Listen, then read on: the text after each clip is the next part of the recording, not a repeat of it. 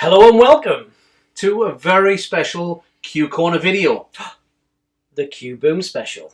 Exactly. Finally, it's here. It is. This is our chance to invite you into Q Corner and do a tutorial on the Q Boom, the long-awaited Q Boom. Exactly. So before you rush out there and buy it, or maybe you're watching this video and you already have it, but you want to know exactly how it works, we're going to run you through everything you need to know about the Q Boom.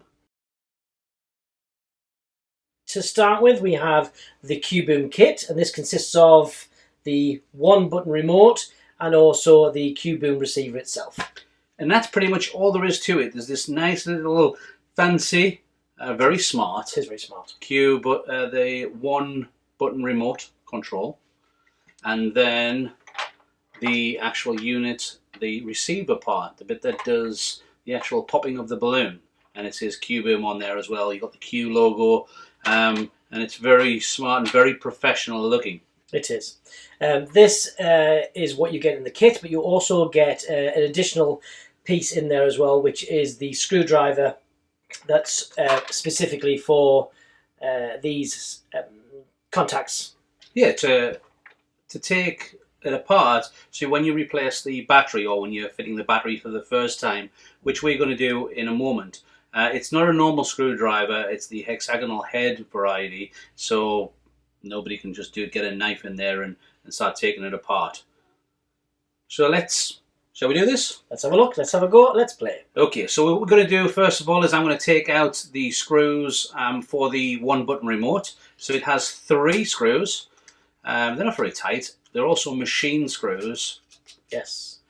The tool itself is magnetised, so it does mean that it will hold the screw for when you're putting it back in, so that makes that job that little bit easier.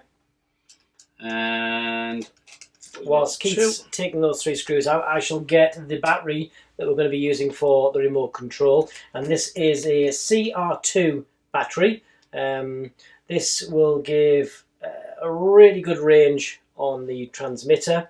Range is something that is variable depending on the conditions that it's going to be put in. It has got a very good distance, but like with anything with a radio receiver and transmitter, you're going to have a distance that is going to be reduced perhaps by walls, buildings, and atmospherics and things. But I mean, we've done the testing that we've done, as we've done it over from like 3 streets away of the equivalent, so it's got a decent range. It really does, and there's a lot of interference at that point as well, so other devices and the like.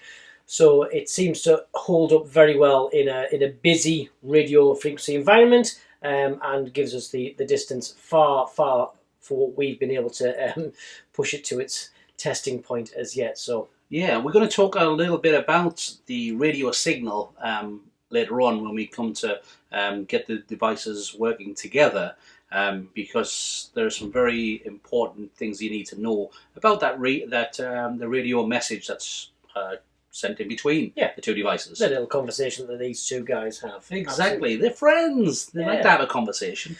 So on the one-button remote, there is this piece of ribbon here, which is there to assist you when you remove the battery. So just remember to fold that over before you put the battery in, because that will make it easier, because it is a carriage to hold the battery, but it is snug. So if you don't have that pulled over, it will make it that little bit harder for you to pull that battery out. But what you're going to have a little look at first is how to make sure you get the battery the right way up. That's right. There is a little picture on the bottom, and it has the positive and the negative symbol on there, and it also has the shape of the battery as well. So it's actually the positive, which is the top part of the battery there, points down over. So we're going to bring that ribbon across. I'm just going to drop that battery into the remote and just push it in, and it'll click into position. Once that's in, we can just push the ribbon back that other way, just so it's tucked in before the back of the remote goes back into place. So there we go. Thank you very much, sir. So Keith's just going to pop those 3 screws back into position. So there's the first one going in. And like we said, that these are actually machine screws. If you look carefully at them, they don't have a point on the end, basically. It means that it has a metal almost nut encapsulated on the other side. So it doesn't matter how many times you take these out, it's not going to wear out the plastic or cause damage in any way. So it's built to last, built to be reused. So that's nice and secure. I still think that looks really snazzy. It does. Yeah. And the good thing with this at the moment, although the battery's in, it's not actually turned on. The remote itself is asleep. Keith's pressing the button there and it's not doing anything.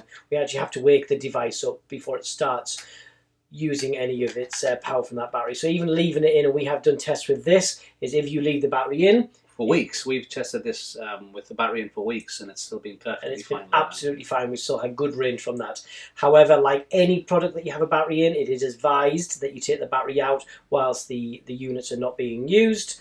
We just did it because we like to test things to the, to the max, to the breaking point. Yeah, because we're busy, you're busy, and in all honesty, at some point you're going to take this remote from a job and you're going to put it in your kit bag and you're going to forget to take the battery out. So we've done it. We've done the tests. We've left the batteries in there for a couple of weeks. Because we meant to do it. We did mean to do it. It was a perfect test. We knew. Yes. And we left it in there for over 2 weeks and it's still working when it came out. Absolutely fine. So that's our transmitter side. So now we need to do the same thing with the receiver. So it is the same hex driver for the receiver. Only difference is now we have 4 screws to undo. So I see I've got 4 and you had 3. I know. It seems like you did that by design.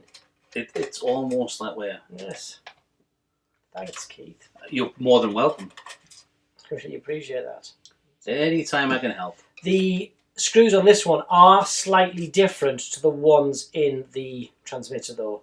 The shape of the head is a little bit more rounded, where those ones are kind of a squarer shape, so that each one is specific for the separate units. Yeah, these ones don't really fit inside of there, so you don't worry about getting them mixed up because it can't happen. So now I've undone those screws, I'm just going to remove the top part of the casing. That's got the fixing and mounting point on there, with all the electronics and the battery mount are in the bottom part. The circuit board itself is fixed into the unit, so if we put this upside down, everything stays in place. One thing to note though, the servo, which has got the striking arm on for popping the balloon, that is a push fit and that can be removed and taken out. And most times it will stay in there quite nicely. However, if you do have a tendency to turn the unit over, that is going to fall out. Although the only thing you need to do is just pop it back into place, but just make sure that wire... It's got a lovely outline and things like that, so it fits in there pretty perfectly. It does fit there perfectly. Yeah, it's designed for it. It does. This is removable and usable because longevity of this, I mean, we've actually burst many balloons testing this. We've not had an issue, but potentially that blade is a replaceable item, although I don't think we may need to ever replace it. I can't say if it gets damaged, maybe perhaps, but that's the reason why this is removable, so to aid the replacement of that blade if you ever were to need to do that.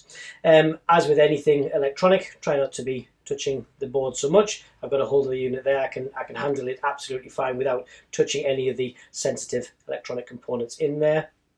But then we do have our battery compartment here, and that uses one of the regular 9-volt square type batteries. We would refer to this as a PP3. I'm sure it's known as many other names. It's got many titles. It's a square battery. Everybody knows it's 9-volt square battery. This one is pretty much idiot proof for putting in because it will only go in one way. We'll just line it up and then just push it to click it into position. Just so you know as well, on there we're using a Duracell battery. However, we've tested them with cheaper versions and it seems to work just as fine.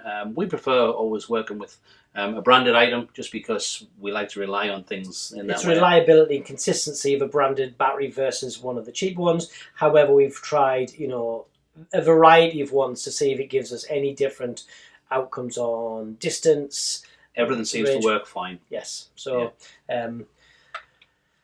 battery's back in. Just make sure that the wire is out of the way. You don't want to capture it in there. Where the hole is, because that's where the casing lines up. We just realign the casing, push it together. I'm going to turn it back upside down, and then I can add those screws back into place. So we've just got the 4 of those to do. 1, 2, 3, 4. And once that's done, that's it. The transmitter and the receiver are ready. So that concludes this step of the process.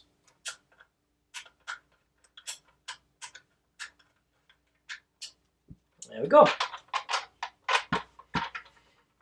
Okay, now that we have our batteries in the one button remote and in the Q-Boom receiver, we're ready to get these guys working together and talking to each other. It's time for a wedding. Yes, so to switch this one on, to actually activate the one button remote, what you need to do is we have this one button in the middle and we press and we hold it. So I'm just going to press and hold it until the light comes on. And that's going to wake it up. It wakes it up and you can see there it's flashing green. And if I leave it and don't do anything with it, what will actually happen is it'll say, oh, you don't need me, so I'll switch myself back off again. I'm no longer needed. I'll go back to sleep. I'll go back to sleep. And it saves the battery, the transmitter battery in there. So there we go. It's great. It looks after itself, but you just need to press it, hold it, and wake it up. Okay. And then to switch this unit on, it has a slide switch. On the receiver, we have a switch and a button. We have a button on one side, which is a little red button there, and on the other side we have a slide switch. So I'm going to use that one to turn on this particular unit. So I'm going to slide it to turn it on. It's got all 4 lights around the outside there flashing to say that this unit is now active. So in its current state, this is how we would leave it, ready for a transmitter signal to activate it. Because it's listening now. It's got its ears on, and it's listening for a signal from a transmitter such as this one. However, from and out the box, these may not necessarily be ready to be working together, because any one button remote can work with any receiver. That's right. What we can do is they can be programmed to work together. Because what I'm going to do is I'm going to switch this on, and I'm going to show you by pressing this button that nothing's going to happen on that receiver side. But that's okay. Here we go. We're waiting for that light. The light's flashing. It's on, and I'm pressing it, and nothing's happening over here because these two have not been programmed to talk to each other quite yet. It's very much like a Bluetooth pairing sequence. We're going to pair the 2 devices together, so then they'll be locked to work with each other. If you're not changing the devices, if you're not changing the transmitter or not adding or taking away any of the receivers, you'd only do this sequence once and it will hold that pairing and you won't need to keep doing it. It doesn't matter if you take the battery out or whatever, it will still hold the programming. Not that it takes long anyway, but no, it's handy to know. So what I'm going to do is I'm going to put this unit into pairing mode. So I'm going to turn it off. Okay, so I've turned the unit back off again. And this time when I turn it on, I'm going to press the red button on the opposite side. I'm going to press that in while the unit is turned off. Keep it pressed in and then turn it back on again. Now this time, so I can let go of both buttons, it's turned on. All 4 lights have now turned on solid as opposed to flashing. That means it's now listening for a new code to be locked into it. So it's listening for the transmitter to send out its code to say which one it's going to work with. So what I'm going to do is I'm going to reactivate the one button remote, and then you'll notice that as soon as this one switches on and active, it sends out the signal, and the lights, the LEDs around the receiver will start flashing to say, I've got the code. This will sit in listening mode for a very long time as well. So when I set it like this, it will listen. So you don't have to work super fast. It'll sit and listen until you're ready to send that signal to say, this is the one that I'd like you to work with. So here we go. I'm just going to press and hold that button. And then as soon as this light comes on, those lights flash. So it's instantly flashing. Now this one is locked in with this particular one button remote. So every time I press this button, the lights flash. It's this test signal to say, yes, I've received the signal, but it's not sending the blade out to burst a balloon. The blade here is staying retracted because it knows that we're not trying to detonate the balloon. It knows we're just trying to test and check that this particular transmitter is paired with this. We can also use that facility to do a range test. Once this is installed in situation at an event, we can make sure that we can stand back at a right position where we'd like to detonate it and do a test fire. So we test fire, walk away, press the button, and it doesn't matter. You can look round and you can go, yes, that one's working, whatever. Which is why it's really good that it's got the 4 lights around the unit, so it doesn't matter which angle you're looking at it from. These are high output LEDs, so you're really going to be able to see that from a good distance to check that it is receiving the signal perfectly. So once it's programmed and we know that it's receiving the signal, we want to test that blade area, or we want to show the bursting of the balloon, especially for the first time.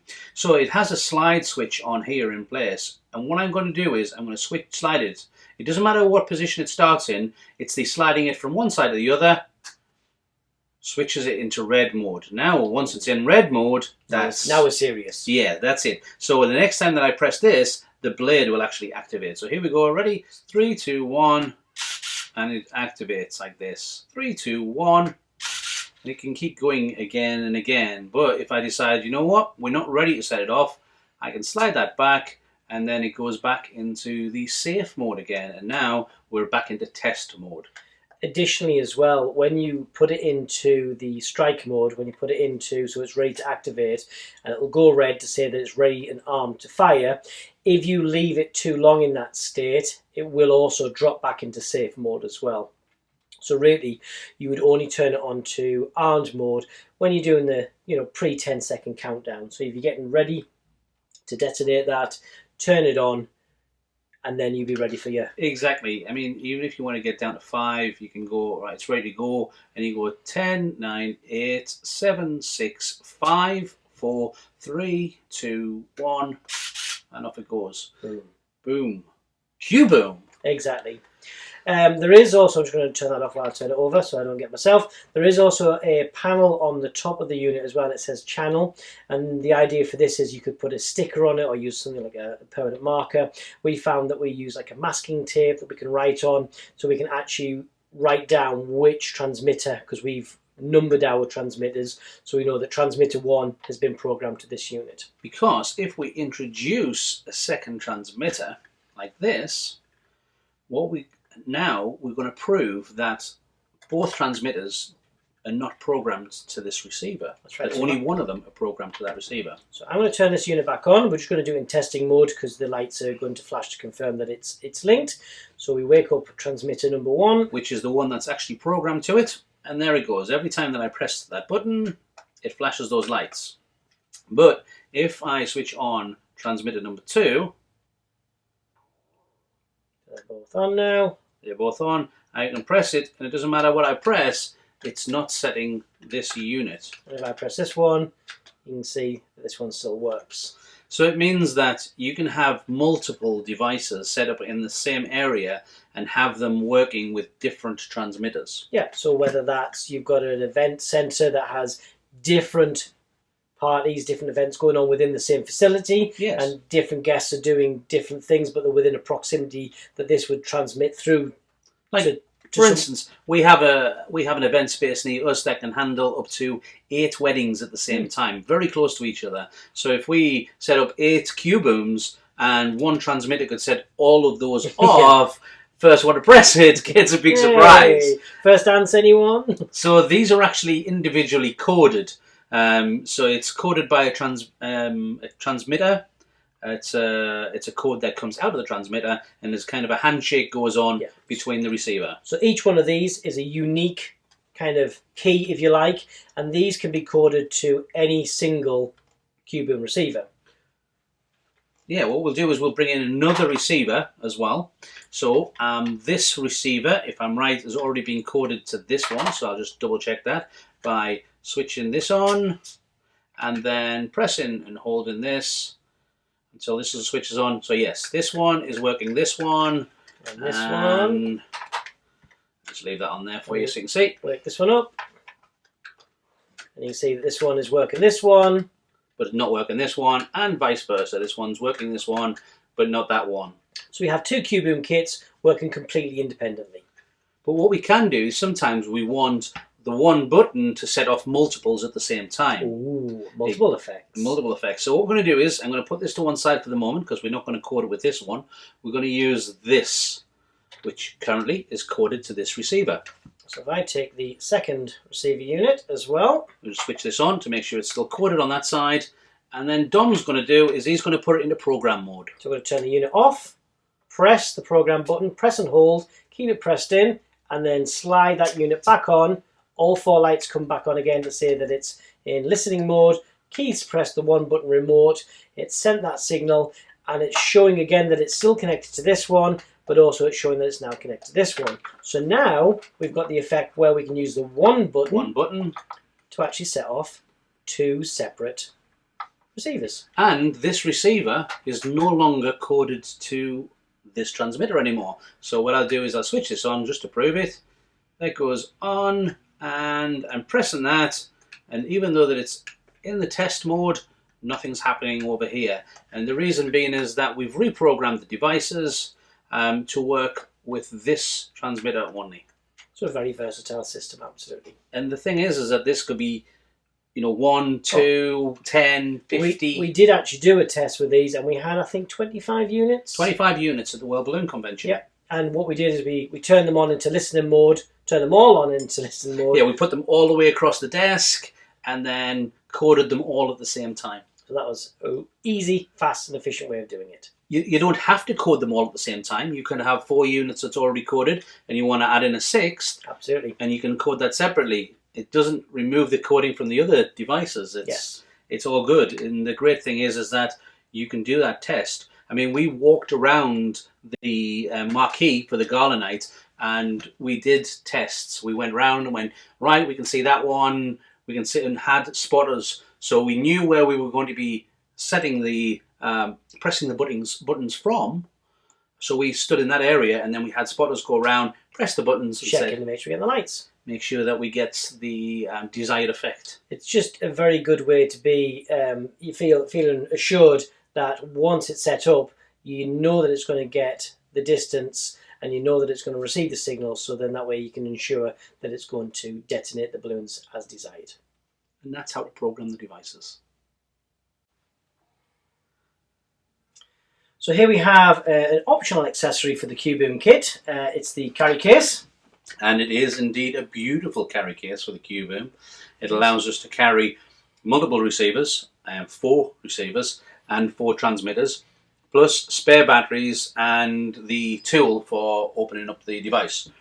It fits them really snugly because of the foam that's inset in there. It's quite a dense foam, so it grips the device.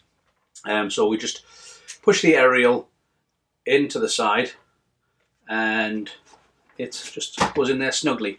And what we do is just pull the connector wire around and kind of push it in there, and that's just sitting there snugly like the rest of them with all 4 Very nice. together. It's beautiful. This side of the case is designed for 4 of the 1-button transmitters. It's also designed for 4 square batteries and 4 of the transmitter batteries. However, we found that actually the transmitter batteries, rather than just going sideways, can stand up and we can get twice as many, so we've got more spares in there. Or additionally, if they come on a strip like they quite often do when you buy them in bulk, we just broke off a strip of 4 and it can actually go into where the square batteries go as well. The square batteries we've turned on the side so they sit 2 per compartment as well, because there's enough depth there. Same with the screwdriver, we've got 1 in there already and we can put a second one in there on top, so we've actually got 2. That's great for being on site when we've got multiple people working. You've got a couple of screwdrivers. You will end up with extra screwdrivers because you'll get 1 with each of the kits that you would purchase as well, so that's really good to have those in there. Really handy, because if you need to change a battery, the only way you're getting into either the transmitter or the receiver is with one of these tools. So if you have 2 of them in there, it makes it kind of perfect. Exactly, and then the transmitter just pops in there as well, fits in nice, holds it in place, and it looks after that investment, which is really good. There's also plenty of other areas, so if you want to modify the case yourself, say you wanted to carry the cable ties or zip ties as they are in the US, or any kind of other that you might use for part of the rigging that you carry all the time, there's plenty of space that you can actually modify it. There is. And this is also a proper hinge as well, not just a kind of one of those plastic flimsy living hinges. This is built to last as well, much like the rest of the equipment, so it's a good solid case. it just folds together. Up it goes, and we have these clips. And these clips, we can go one clip, and now you heard that, you can hear the noise. Solid. It's very solid. Case. And it also has holes all the way through, so if you want to put in a small padlock. Yeah, often the little suitcase ones would work perfectly for that. It just means that, again, you're looking after your investment secure. The other thing as well, the way that the case is designed, it has a bump on this side and a hollow on this side. So that means that you can get multiple cases and stack them on top of each other. For even more Q-Boom goodness. Yeah, exactly, Q-Boom boomage. Yes. But it's more professional. If you turn up on site with something like this, it looks more professional. It also protects the investment that you've made on the transmitters and receivers, the Q-Boom kits in there. It keeps everything you need in one place. So that for us is just a superb little add-on to the Q-Boom kit. Okay, so let's test the Q-Boom by popping a balloon. So for this example, we're going to be using a 16-inch latex. The unit itself is designed for a 3-foot latex. However, just so it's easy to see, the setup's exactly the same, and it will work with the 16-inch balloon as well. So we have our 16-inch balloon. We have our Q-Boom unit, the balloon popper. I'm just going to make sure that's switched off, because when it's switched on, the lights flash at first. So I'm going to switch it off to make sure that it's nice and safe for attaching it to the balloon.